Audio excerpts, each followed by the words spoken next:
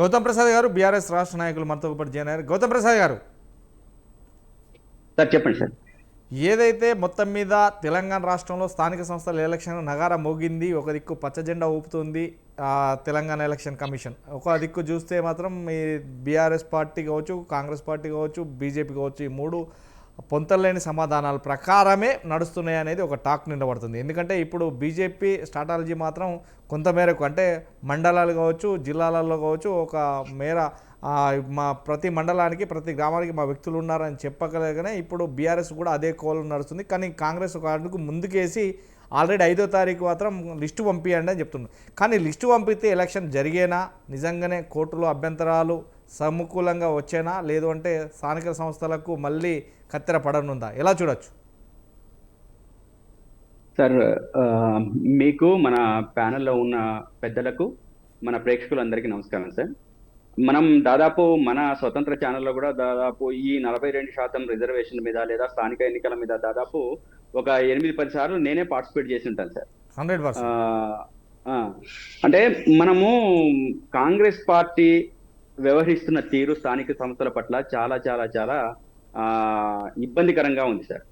అంటే ఈ రిజర్వేషన్స్ ఏ రకంగా అమలు చేయాలి, ఏ విధంగా ముందుకు పోవాలి, మనం ఏ విధంగా ముందుకు పోతే పాజిటివ్స్ ఉన్నాయి, ఏ విధంగా ముందుకు పోతే నెగిటివ్స్ ఉన్నాయి అనేది కంప్లీట్ గా కాంగ్రెస్ పార్టీకి తెలిసినప్పటికీ కూడా ఒక రాజకీయ క్రీడ ఈ తెలంగాణ రాష్ట్రంలో కాంగ్రెస్ పార్టీ ఆడుతుంది సార్.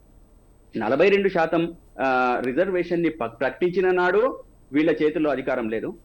అదేవిధంగా ఈ రోజు ప్రకటిస్తున్న సందర్భంలో కూడా ఇదేదైతే సెంట్రల్ గవర్నమెంట్ చేతులలో ఉందో అక్కడ వీళ్ళ సెంట్రల్లో వీళ్ళు పవర్లో లేరు.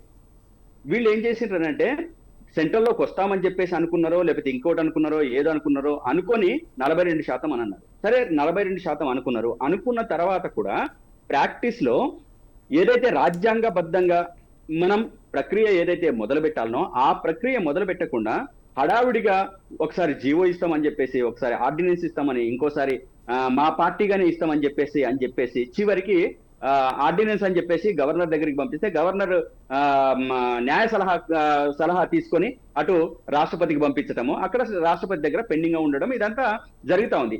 ఈ విషయాలన్నీ కాంగ్రెస్ పార్టీకి తెలియదా? ఇప్పుడు 42% రిజర్వేషన్ సాధించాలంటే 9th షెడ్యూల్లో పెట్టాల్సిందే. ఈ 9th షెడ్యూల్లో పెట్టాలి అని అంటే కేంద్ర ప్రభుత్వం దీన్ని పూరుకోవాల్సిందే అని చెప్పేసి తెలియదా? ఎవరిని ఎర్రి బాగలోలం చేస్తున్నారు?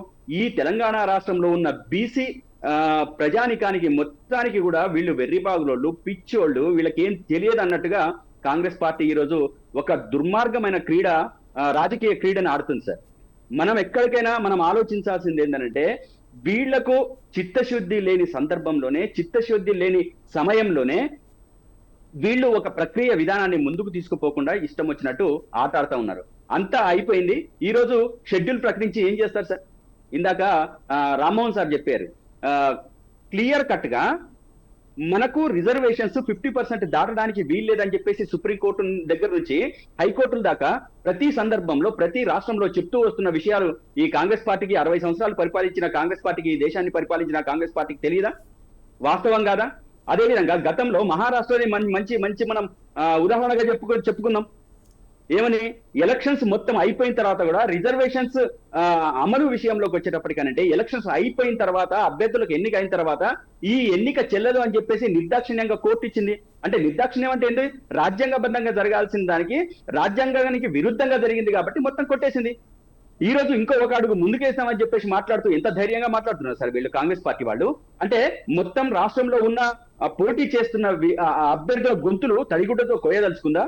అనుకోకుండా వీళ్ళు ఎలక్షన్కి వెళ్తారు సార్, నోటిఫికేషన్ ఇచ్చేస్తారు, షెడ్యూల్ ప్రకటించారు, నోటిఫికేషన్ ఇచ్చేస్తారు, ఎలక్షన్ కి పోతారు. అటు ఎంపీటీసీలు, జెడ్పీటీసీలు, సర్పంచులు అందరు కూడా రంగంలో దిగుతారు సార్. వాళ్ళకి కావాల్సిన డబ్బు 5, 10, 10 ఖర్చు పెడతారు. ఖర్చు పెట్టేసి ఆ తల తాకట్టు పెడతారు, లేకపోతే పొలం తాకట్టు పెడతారు, తాళి తాకట్టు పెడతారు. తాకట్టు పెట్టిన బంగారంతో సహా తీసుకొచ్చి ఎలక్షన్స్ లో ఖర్చు పెడతారు సార్. ఖర్చు పెట్టిన తర్వాత ఒక సమయాన శుభోదయాన మన హైకోర్టు ఈ ఎన్నిక చెల్లదు అని చెప్పేసి అంటే ఏం చేస్తారు సార్ వీళ్ళు? అంటే అక్కడ పోటీ చేసిన వాళ్ళు, పోటీలో గెలుపొందిన వాళ్ళు, అదంతా ఆ క్రీడలో ఉన్న వాళ్ళందరూ వాళ్ళ పరిస్థితి ఏం కావాలి? అంటే ఈ కాంగ్రెస్ పార్టీకి పరిపాలన చేత కాకపోతే మొత్తం ప్రభుత్వాన్ని క్విట్ చేయాలి సార్, వదిలి వెళ్ళిపోవాలి. ప్రజా జీవితాలతో ఆడుకోవడానికి వీల్లేదు సార్. వీళ్ళకు విషయాలన్నీ తెలిసిన తర్వాత ఎందుకు సార్ 2018లో వీళ్ళకు అనుభవం ఉంది కదా. మా నాయకుడు కేసీఆర్ గారు 61.78% పెంచడానికి ప్రయత్నం చేస్తే సుప్రీంకోర్టు కాదని చెప్పింది కదా. 61% పెంచడానికి ప్రయత్నం చేసినప్పుడు మరి అది లెసన్ కాదా? దాన్ని బేస్ చేసుకోవాల్సిన అవసరం లేదా ఈ కాంగ్రెస్ పార్టీ?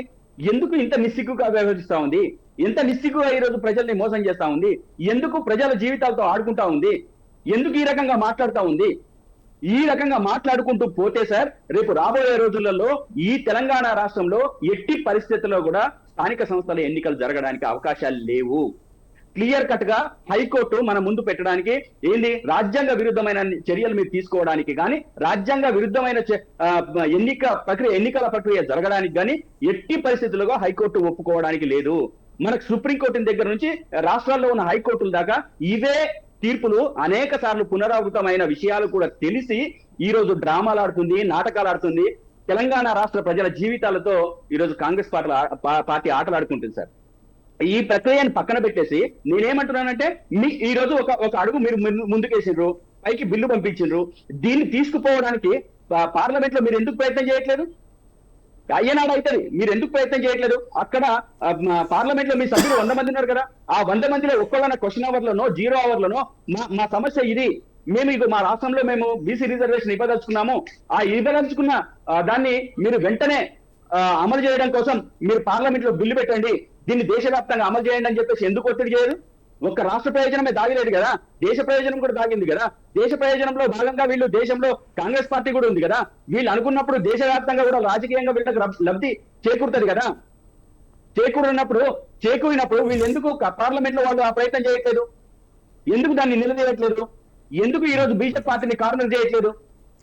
రైట్, ఎంతమంది ఉన్నామో అంతమంది భాగంగా మాకు రాజకీయ వాటా కావాలని చెప్పేసి రాహుల్ గాంధీ గారు ఏదైతే చెప్తున్నారో ఆ చెప్తున్న దాంట్లో భాగంగా పార్లమెంట్ లో వాళ్ళు ఎందుకు క్వశ్చన్ లేవనియట్లేదు, ఎందుకు మాట్లాడట్లేదు? ఇది చాలా కీలకమైన ప్రశ్న. ఒకవేళ ఈ రోజు వాళ్ళ సందర్భంలో కాదు సార్. నేనేమంటున్నానంటే సరే ఇప్పుడు పెట్టిందల్లా ఇప్పుడు 2014లో మనకు తెలంగాణ వచ్చింది సార్. నేను చెప్తున్నాను అంతకు ముందు దాదాపు 10 దశాబ్దాలుగా మనం తెలంగాణ కోసం పోట్లాడినాం కదా. ఈ రిజర్వేషన్స్ అనేటి మాత్రం 25 సంవత్సరాల క్రితం వచ్చిన ఈ రిజర్వేషన్స్ మళ్ళీ ఉత్పన్నమైంది. ఇదే విషయంలో ఇప్పటికి కూడా రామ్మోహన్ గారు చెప్పారు. ఎందుకంటే ఎస్సీలు లేని కాడ ఎస్సీ రిజర్వేషన్ వచ్చింది, ఎస్టీలు లేని కాడ ఎస్టీ రిజర్వేషన్ వచ్చింది, బీసీలు ఉన్న కాడ జనరల్ రిజర్వేషన్ బదులు ఎస్సీ రిజర్వేషన్, ఇలాంటి రిజర్వేషన్లు అన్ని వచ్చాయి. దీని విషయంలో మళ్ళీ మాట్లాడదాం. నేనేమంటున్నానంటే 100% కరెక్ట్ సార్ మీరు చెప్తుంది. ఇప్పుడు రామ్మోహన్ సార్ చెప్పింది కదా, నేను విన్నాను. అంటే నేనేమంటున్నానంటే ఈ దాంట్లో ఎక్కడ కూడా కాంగ్రెస్ ప్రభుత్వానికి అనేక ఆటంకాలు చూపి మళ్ళీ కోర్టు దగ్గరికి పోయి ఇవన్నీ తప్పుడు తలకలు ఉన్నాయని ఇంకొకరితో పిటిషన్ వేయించి స్థానిక ఎన్నికలు జరపకుండా ఉండడానికి ఒక ఎత్తుగడ వేస్తున్నారా, లేకపోతే చూద్దాం అది కూడా వారి మాట, అది కూడా